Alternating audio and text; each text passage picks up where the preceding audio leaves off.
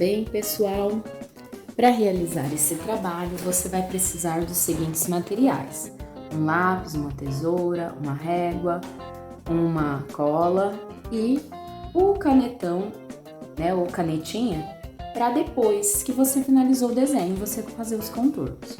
A tesoura pode ser a sem ponta, tá? Eu vou usar essa, mas você utiliza a sem ponta, principalmente se você não souber manusear, né, ou for criança.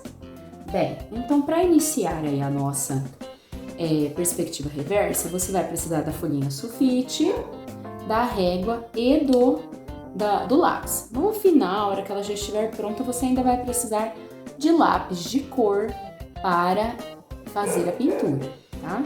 Então, primeiramente, nós vamos fazer riscos, né? De fora a fora da folha, na transversal, formando um X, onde nós vamos encontrar o nosso ponto de fuga da nossa perspectiva. Lembra, né, do ponto de fuga? Aquele onde as linhas de fuga se convergem, que é no sentido para onde nós estamos olhando.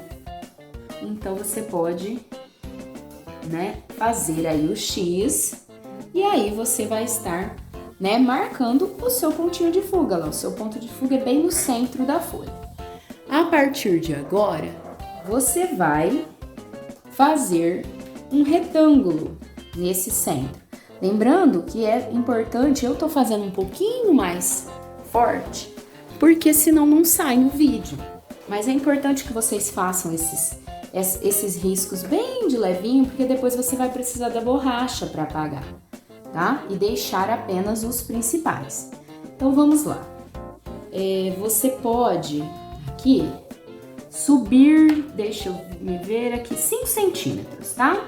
Então você coloca os 5 bem aqui no seu pontinho de fuga e mede para as linhas de fuga das laterais. Então 5 centímetros para cá, 5 para lá. Se for colocar o 0 no ponto de fuga, marca no 5. Então sempre começando do 0, hein? E aí você marcou 4 pontinhos, você agora vai juntar e fazer o seu retângulo. E vai ser, na verdade, né, o finalzinho, né, da sua sala, né, que nós vamos fazer como se fosse uma sala de exposições de quadro. Então, ela vai ser o fundo. Olha lá. Fizemos o nosso retângulo.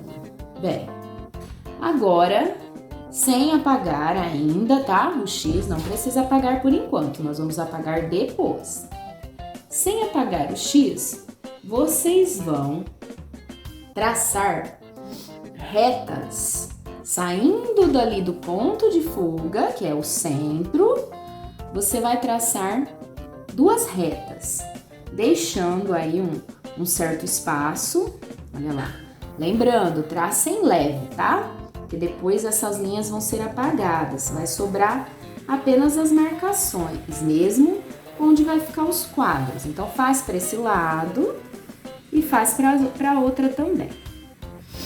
Então, você vai traçar ali 2 linhas. Essas linhas de fuga que você está traçando agora são para formar os quadros na parede. Então, nesse espaço aqui, neste espaço, nós vamos criar quadros, tá? Em perspectiva.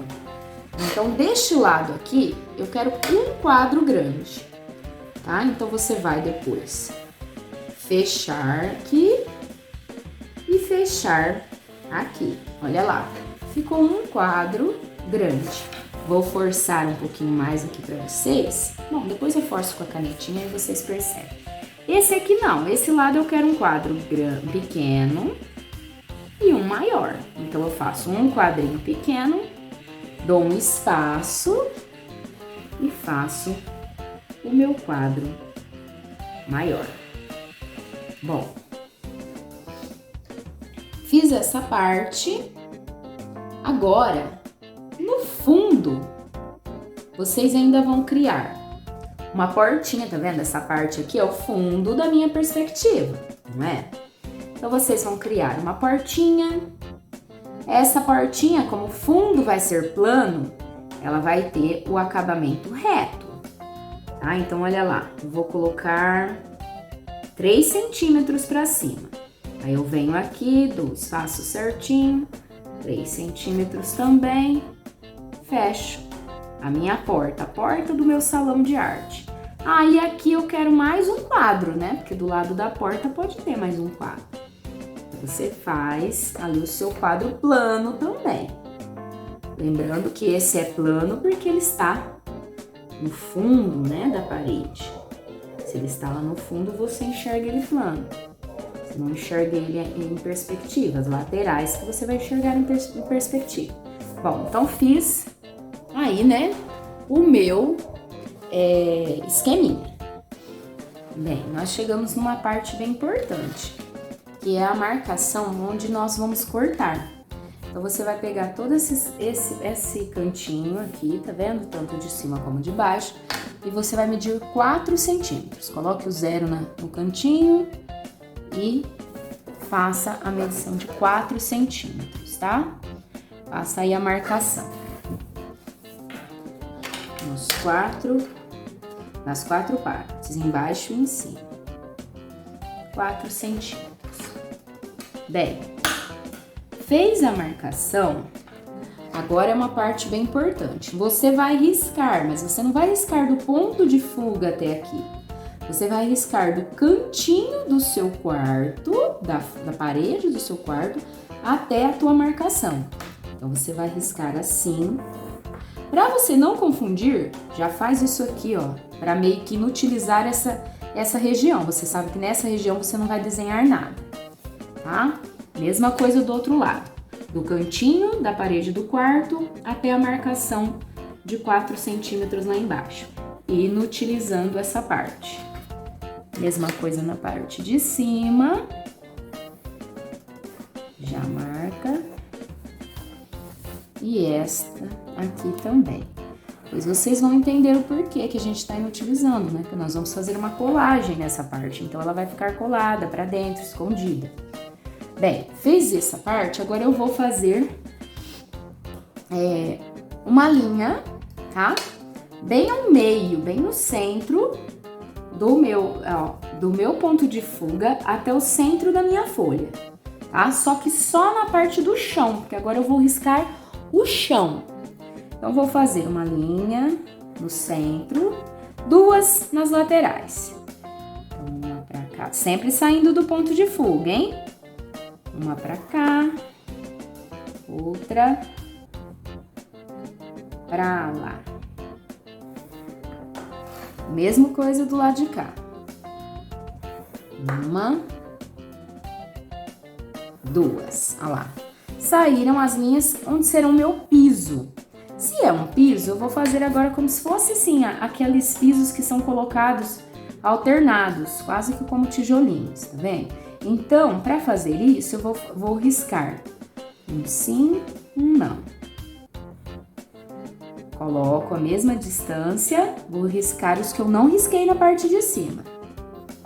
Isso vai dar um efeito de piso, tá vendo? Coloco a mesma distância que eu coloquei, sempre medindo no que você fez. Faz no outro. Faz como se fosse aí um zigue-zague, alternando a colocação de piso. Olha o efeito já 3D que já está dando, o efeito de perspectiva. Não é que esse efeito normal da perspectiva. No finalzinho, vou terminar fazendo esses aqui. Olha lá. E aí já ficou o chão. A parte de cima eu posso fazer um forro, também saindo sempre do meu ponto de fuga. Ó, vou utilizar a medida da régua para fazer esse forro. Então, coloco no ponto de fuga, risco a parte de cima do teto. Venho, a medida da régua, coloco no ponto de fuga, risco a parte de cima do teto. De novo, a medida da régua, né? Só que esse o ideal seria mais assim ao centro, mas vamos lá, coloco um ponto de fuga, vou um pouquinho mais pra cá, pra ele dar uma ilusão um pouquinho maior aqui, que como se fosse o forro.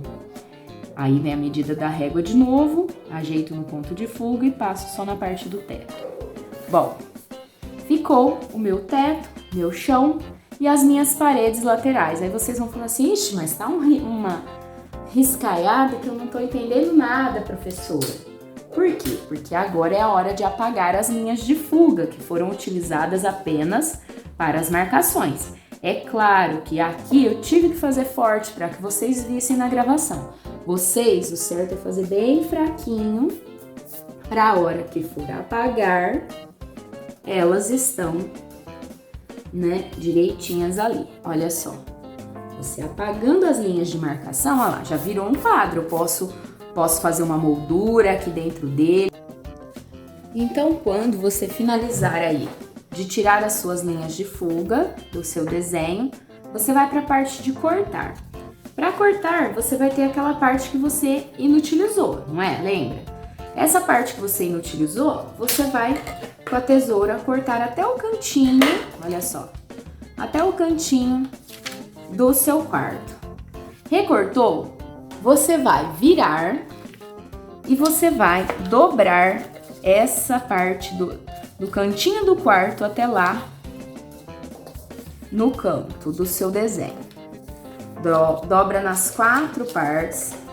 Lembrando, gente, que isso aqui que eu estou fazendo agora, para vocês que estão em casa, é só depois que pintar, tá? Então, primeiro, ela terminou o desenho, ele está assim, aberto. Você vai pintar essas partes, vai fazer os quadros, porque eu quero quadros de obras famosas. Lembra que é como se fosse um quarto de uma galeria. Eu quero quadros de obras famosas nas paredes, não são janelas, são quadros. E aí você vai fazer, depois que você finalizou toda a pintura, você recorta essa parte inutilizada, vai fazer as dobras para dentro, sempre para dentro, tá? Com a folha virada. Também as dobras do canto do quarto, que é aquela parte ficou, né, para fora. E você vai fazer as dobras assim. Dica: levem para a escola dessa forma, porque senão vai amassar, tá? E aí vocês vão estragar o trabalho e não vai ter o efeito de perspectiva reversa, porque no momento ele está com a perspectiva normal, linear, onde você vê profundidade. Dobrando tudo, nós vamos passar cola, e essa parte deixa para fazer na escola. Nós vamos passar cola na parte inutilizada e colar assim, segurar. Nas 4 partes, ele vai ficar assim, tá vendo? Ele fica dessa forma. Quando você olha ele de lado, ele tem uma ilusão, né, ao invés de profundidade, ele tem uma ilusão de volume, ou seja, vai para fora. E quando você olha bem de frente, ele ainda tem ilusão de profundidade, por isso que se chama perspectiva reversa. Bom, então ele vai ficar prontinho, ele vai ficar desse jeito, ó, como se fosse quase uma mastaba, tá vendo? Lá do Egito, né? Vai ficar desse jeito. Aí nós vamos colar, né, esses cantinhos num papel cartão e o trabalho de toda a sala vai ficar dessa forma aqui, quer ver? Vou mostrar para vocês finalizado até a pintura, como que ficaria. Bom, então ficaria desse jeito aqui, tá vendo? Ó, essa ideia, ela é, né, do Facebook dessa professora, Célia Pina, Projetos Escolares, só que ela faz o passo a passo e aí eu resolvi fazer o vídeo para explicar para vocês. Olha que legal, tá vendo?